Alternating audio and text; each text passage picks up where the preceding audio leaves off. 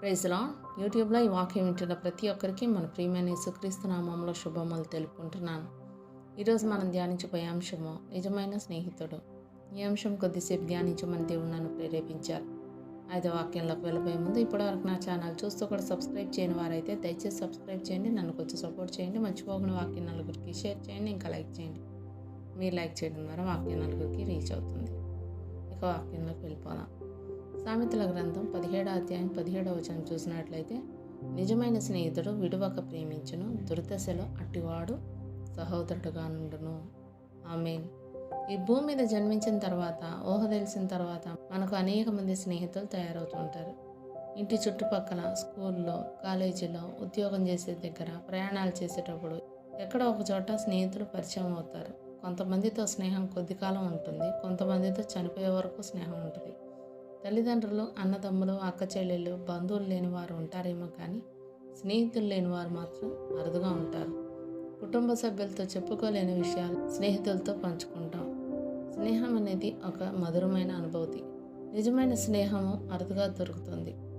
సామెతల గ్రంథం 17వ అధ్యాయం 17వ వచనంలో చెప్పినట్టు, నిజమైన స్నేహితుడు విడువక ప్రేమించును అని చెప్పబడిన ప్రకారం నిజమైన స్నేహం ఉన్నప్పుడు అబద్ధమైన స్నేహం కూడా ఉంటుంది కదా. అనుకోకుండా పరిచయమైన వారు మంచి స్నేహితులుగా మారిపోతుంటారు. చిన్నప్పటి నుండి స్నేహితులుగా ఉన్నవారు ఏవో మనస్పర్ధలు వచ్చి విడిపోతూ ఉంటారు. ఏదో ఆశించి స్నేహం నటించేవారు ఆశించింది దొరికాక దూరం అయిపోతూ ఉంటారు. మనుషులు స్వార్థపరులైనట్టే వారి స్నేహం కూడా స్వార్థంతో కూడినదే అవుతుంది. ఈ ఇంటర్నెట్ కాలంలో ఫేస్బుక్, వాట్సాప్, ఇన్స్టాగ్రామ్ల ద్వారా అనేక మంది స్నేహితులు ఏర్పడుతూ ఉంటారు. ఫ్రెండ్స్ లిస్ట్లో వందల మంది స్నేహితులు ఉంటారు. సరదాగా గడపడానికి, మాట్లాడుకోవడానికే తప్ప అక్కర్లో ఆదుకునే స్నేహితులు ఎవ్వరూ ఉండరు. అలాంటి వారితో స్నేహం తాత్కాలికమే అవుతుంది. అయితే దేవునితో స్నేహం చేస్తే ఆయన మనల్ని ఎప్పటికీ విడిచిపెట్టడు. అబ్రహాము దేవుని స్నేహితుడని, దావీదు తన హృదయానుసారుడని బైబిల్లో వ్రాయబడింది. నిజమైన స్నేహితుడు విడువక ప్రేమించడమే కాదు, తన ప్రాణం ఇవ్వడానికి కూడా వెనకాడు. యోహాను సువార్త 15వ అధ్యాయం 13వ వచనం చూసినట్లయితే, తన స్నేహితుల కొరకు తన ప్రాణం పెట్టువాని కంటే ఎక్కువైన ప్రేమ గలవాడెవడనూ లేడు అని యేసు ప్రభు చెప్పాడు.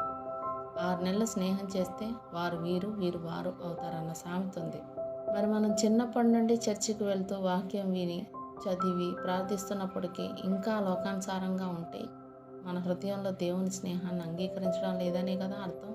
యోహాను సువార్త 15వ అధ్యాయం 14వ వచనం చూస్తే, నేను మీకు ఆజ్ఞాపించు వాటిని చేసిన ఎడల మీరు నా స్నేహితులై ఉందురు అంటున్నాడు యేసుప్రభు.